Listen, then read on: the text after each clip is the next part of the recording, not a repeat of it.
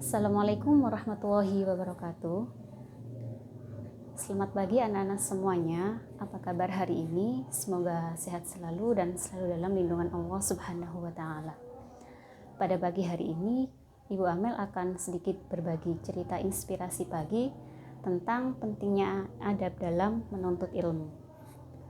Dikisahkan di sebuah kota yang ada di Yaman, terdapat sebuah pesantren yang sangat terkenal, yang mana pesantren ini telah melahirkan ribuan ulama besar yang tersebar di seluruh dunia. Di pesantren ini mengajarkan berbagai macam ilmu agama, terkhusus ilmu fiqih sebagai ilmu keunggulannya. Nah, di pesantren ini terdapat juga seorang santri, sebut saja namanya si Fulan. Santri ini dikenal sebagai santri yang sangat pandai, santri yang sangat alim, serta santri yang sangat kuat hafalannya. Santri ini telah menetap 13 tahun lamanya untuk belajar ilmu agama di sana bersama guru besarnya. Bahkan santri ini akan menjadi calon santri dan santri yang sangat kuat ilmunya dan akan dinobatkan sebagai ulama besar nantinya. Dalam kesehariannya, si Fulan ini sangat disegani oleh teman-temannya. Kenapa? Karena si Fulan ini yang mengajarkan beberapa kitab kepada teman-temannya ketika ada temannya yang masih belum paham. Suatu ketika, si Fulan ini tergoda oleh setan. Si Fulan ini merasa sangat alim di antara teman-teman lainnya. Bahkan ia merasa bahwa ilmunya itu setara dengan guru besarnya. Melihat kesombongan tersebut, gurunya memilih untuk diam dan untuk sabar. Kesombongannya terus berlanjut. Bahkan si Fulan ini memutuskan untuk keluar dari pesantren untuk berdakwah di sebuah kota yang ada di luar pesantren. Namun dia tanpa meminta izin kepada gurunya untuk keluar dari pesantren tersebut. Suatu ketika ada sebuah pengajian rutin yang dilaksanakan di pesantren tersebut. Gurunya bertanya, kemanakah si Fulan? Padahal kesehariannya dia pada saat ngaji rutinan ini dia selalu berada di depan untuk mendengarkan dengan seksama. Sang murid yang mengetahui keberadaan si Fulan menjawab, dia sedang keluar pesantren untuk berdakwah. Gurunya bertanya, apakah dia tidak izin kepadaku? Para muridnya diam. Si Fulan akhirnya keluar dari pesantren tersebut tanpa meminta izin kepada gurunya. Si guru pun berkata, baiklah kalau begitu, biarkan dia pergi, akan tetapi ilmunya tetap di sini. Pada suatu ketika si Fulan ini diberikan kesempatan untuk ceramah di tempat berdakwahnya tadi, dia dipersilahkan untuk naik ke mimbar. Saat menjelaskan ceramahnya, ia memulai dengan bismillah, sholawat. Setelah itu ia menjelaskan sebuah ayat.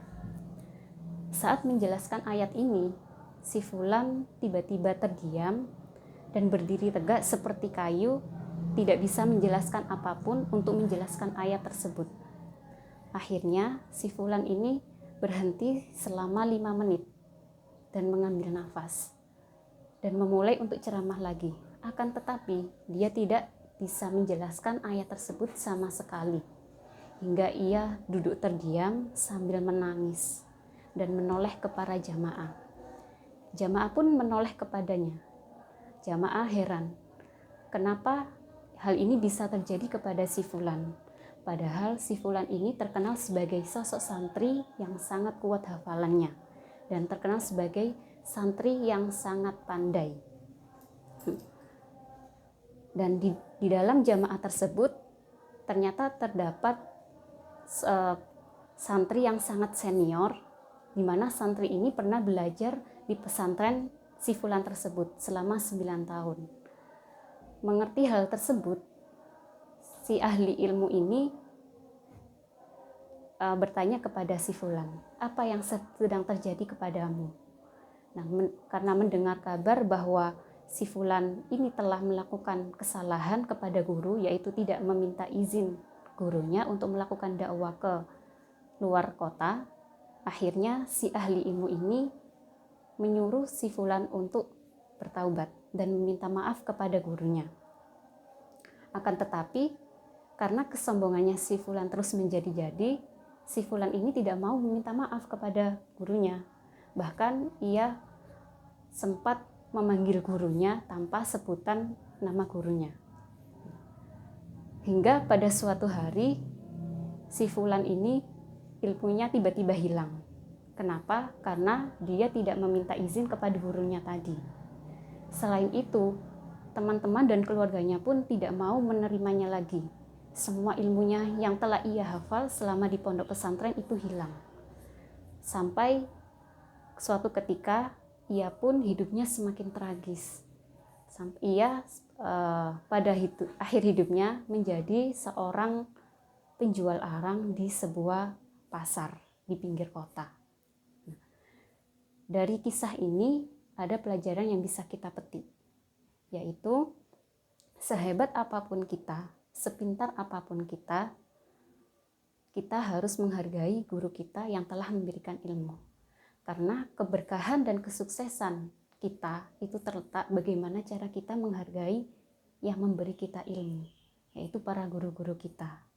Nah, semoga cerita ini bisa bermanfaat bagi kita semua, khususnya kita sebagai para pencari ilmu.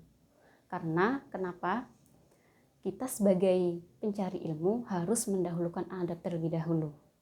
Seperti kalam para ulama bahwa dahulukan adab sebelum ilmu.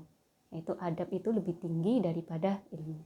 Kenapa? Karena dengan adab, karena dengan sikap kita yang baik, maka guru itu akan memberikan ilmu secara ikhlas kepada kita semua. Sehingga ilmu yang kita dapat dari guru kita bisa bermanfaat untuk semuanya dan telah menetap di dalam dada kita semua. Kurang lebihnya saya mohon maaf. Semoga apa yang dapat saya sampaikan bermanfaat bagi kita semua. Saya akhiri. Assalamualaikum warahmatullahi wabarakatuh.